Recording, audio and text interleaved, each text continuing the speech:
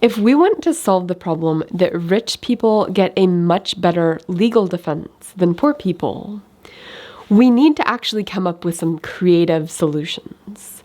And this problem is actually driving mistrust in our legal system.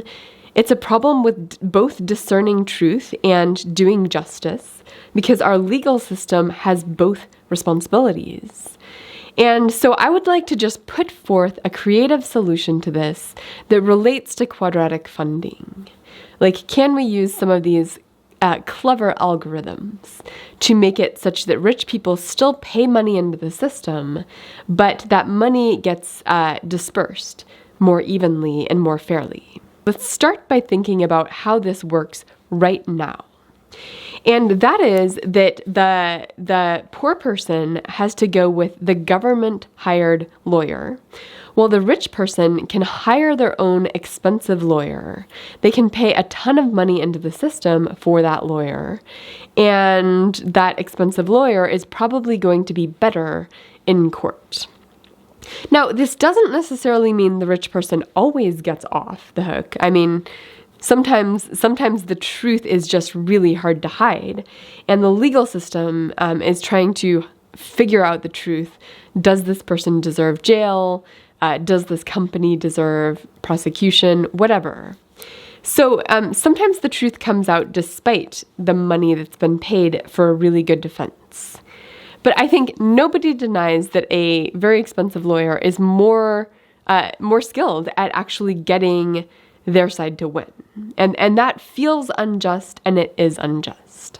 The problem is it's really hard to stop that. Like, do you say, oh, you're not allowed to hire your own lawyers? Well, maybe they could hire lawyers sort of under the table and have those lawyers advise the government-owned lawyers. And that doesn't really work. So what you could do instead is, instead of the rich person paying the lawyers directly, the rich person pays into a fund that is a public fund, and some of the money they pay, like let's just say, to begin with, 80% of the money they pay into that fund goes toward them hiring their own lawyers. So that all lawyers can only be paid through this fund, but their payment is going to be proportional to the person hiring them. And it could be that the first $100,000 you spend on a lawyer is completely free. In other words, you pay $100,000 into the fund, that goes directly to your lawyer, who gets $100,000 for defending you. But maybe then the next $100,000 is going to be at an 80% rate, so that $80,000 of the $100,000 you put into the fund goes toward the lawyer you're hiring. But that extra $20,000 goes toward future people who might want to draw from the fund for their own legal defense. And then maybe the next going from $200,000 to $300,000 that you're putting into the fund, maybe only 50% of that goes toward your lawyer. So the rich person is still buying their own legal defense. They still have a big incentive to put money into the system, but some of that money is going toward growing a pool of money to be used to defend lower income people who need to hire a lawyer, or who might want to draw from that for their own legal defense. Now, there's also the issue of, how do you decide which poor people get to draw from the fund? And I think it's clear to me that if you are paying money into the fund to hire a lawyer, you're not eligible to draw money from the fund. But from among the many people who don't have the money to hire their own lawyer, how do they utilize that fund? Like, is it a lottery system? Is it based on some measure of how important your case is, or how dire the consequences of that trial are? I think there's a lot of different setups that you could use.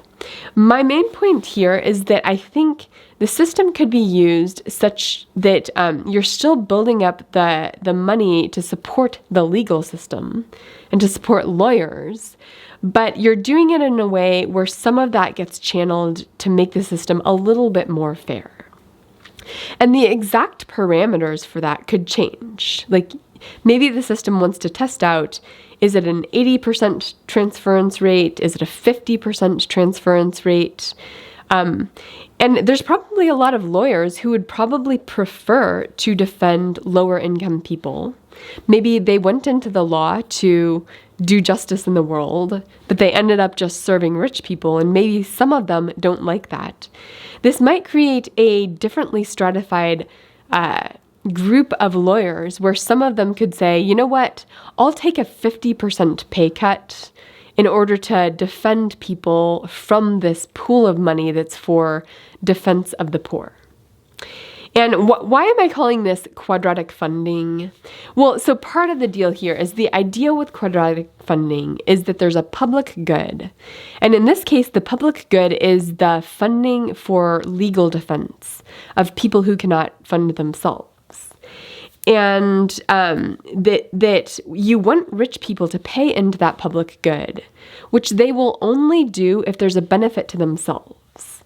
So that's why they get to keep a lot of the money going toward their lawyer. Maybe it's 80%, maybe it's 50%, maybe it's something else. But they're still paying into that fund. And that's the exact thing that quadratic funding does.